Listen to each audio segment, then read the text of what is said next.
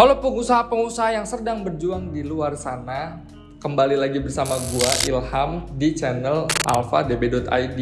Nah, gue kenalin segmen nih di channel alfadb.id, yaitu adalah perspektif baru. Di perspektif baru, gue bakal nge-share perspektif gue tentang suatu hal mengenai bisnis, kreatif, inovasi diri, dan self-development nih bro. Jadi hari ini gue bakal ngebawain tema yaitu 5 kesalahan yang gue bingung banget waktu dulu jawabnya tuh gimana. Cuman sekarang gue bakal jawab dan sharing sama kalian. Siapa tahu ini bisa jadi perspektif baru buat kalian. Stay tune bro, let's go. Di awal perjalanan gue bingung banget sama pertanyaan-pertanyaan yang muter di kepala gue soal usaha. Terutama 5 pertanyaan ini. Mau tahu pertanyaannya? Yuk kita bantuin jawab satu-satu. Nah, yang pertama adalah jenis usaha yang apa yang mau gue pilih. Terus idenya kayak gimana. Yang kedua, itu gue pasti bingung milih pasarnya itu siapa, mau menengah, ke bawah, atau mau high end. Yang ketiga, itu gue bingung banget promosi ini gimana, mau online atau offline. Nah yang keempat, gue tuh selalu bingung gimana caranya ngatur kelola keuangan ya, karena gue belum pernah ngelola uang gitu. Mau kecil mau gede itu harus ada treatment khususnya. Yang kelima, yang terakhir, dan yang paling menurut gue penting adalah SDM. Gimana caranya gue bisa memanage tim gue dengan baik. Karena kan yang nyatuin hati gampang bro, tapi nyatuin otak susah. Seperti kata Elon Musk, kalau lu nggak bisa berbisnis sebagai entrepreneur, ya nggak usah bikin usaha. Jadi pertanyaannya, lu siap atau enggak bro? Dan pertanyaan pertama adalah gue bingung sama ide usaha dan jenis usaha yang mau gue pilih sebelum memulai usaha.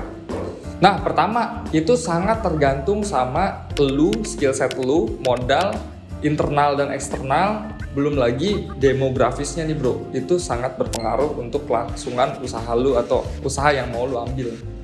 Nah, kalau ide sendiri, gue bisa menyarankan kalian untuk nyari di ChatGPT, di Google, ataupun di YouTube. Itu kalian bebas milih apapun itu sesuai skill set kalian bro.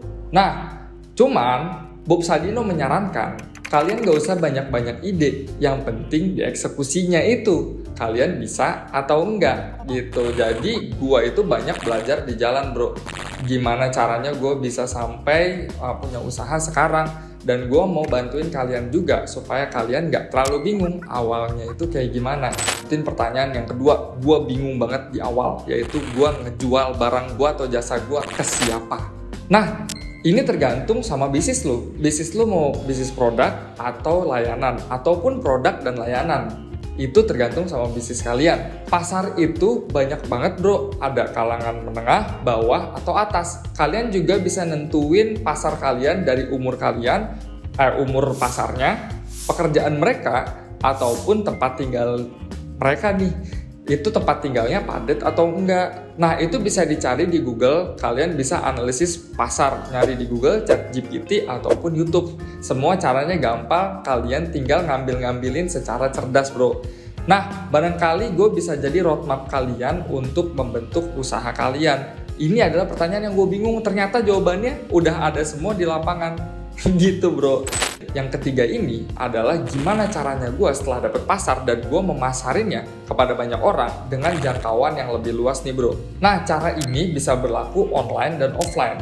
Tergantung, kalau offline kalian bisa face to face, ketemu muka, dan orang bakal lebih gampang percaya sama brand kalian dibanding secara online. Karena online kalau kalian jual produk, kalian nggak ngasih barangnya ke klien. Customer juga nggak bisa megang atau nggak bisa nyium parfum yang kalian jual misalkan. Nah, kalau promosi online, kalian harus menyajikan sesuatu hal yang visualnya itu bagus di atas rata-rata visual biasa nih bro. Karena di sosial media itu visual nomor 1 bro. Nah, caranya macem-macem. Kalau yang online, kalian bisa pakai ads, pakai sosial media marketing, pakai digital marketing, ataupun digital ads, macem-macem lah bro. Nah, kalau offline, kalian juga bisa nawarin face to face dari teman ke teman, terus juga dari partner ke partner gitu. Atau kalian bisa bikin kerjasama sama seseorang agar brand kalian bisa lebih terkenal secara offline gitu bro. Sebenarnya masih banyak lagi caranya dan kalian bisa temuin caranya di alfadb.id.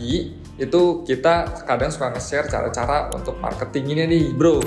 Pertanyaan gue yang keempat soal cara mengelola uang di perusahaan. Nah, cara pengelolaan uang di perusahaan sebenarnya banyak model dan banyak caranya. Tiap bisnis juga beda hitungan cost-nya dan hitungan biaya operasionalnya nih bro. Jadi itu bisa nyesuaiin sama sistem yang kalian suka nih bro. Nah, kalau gue pribadi, gue punya 2 cara. Waktu itu gue jalanin dua-duanya. Yang pertama, gue itu belajar sendiri. Seenggaknya gue tahu dasar dari ekonomi perusahaan tuh kayak gimana. Nah, cara yang kedua, gue harus ngambil orang yang pinter Excel dan pinter pendataan.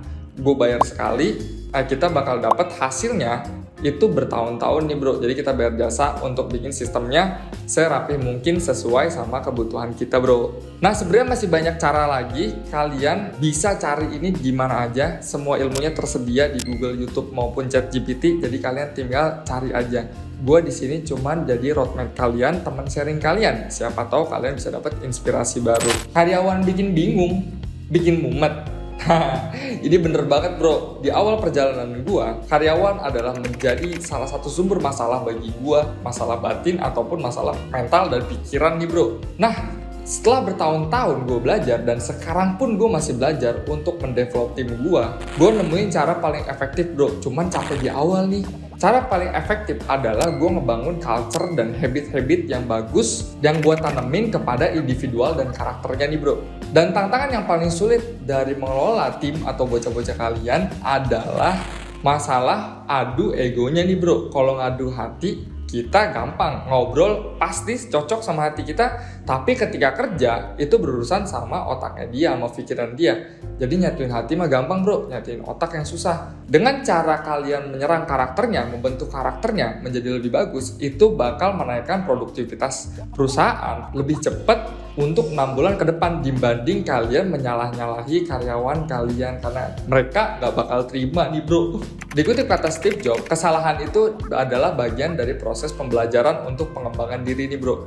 Jadi gua harus mempunyai legowo gitu, kapasitas hati yang legowo untuk menerima kesalahan dan mengoreksinya dan mencontohinnya supaya bocah-bocah kita bisa berkembang nih di masa depan. Jadi segini aja 5 pertanyaan series dari gua. Nama gue Ilham dan terima kasih udah ngikutin. Semoga ini bisa jadi referensi kalian.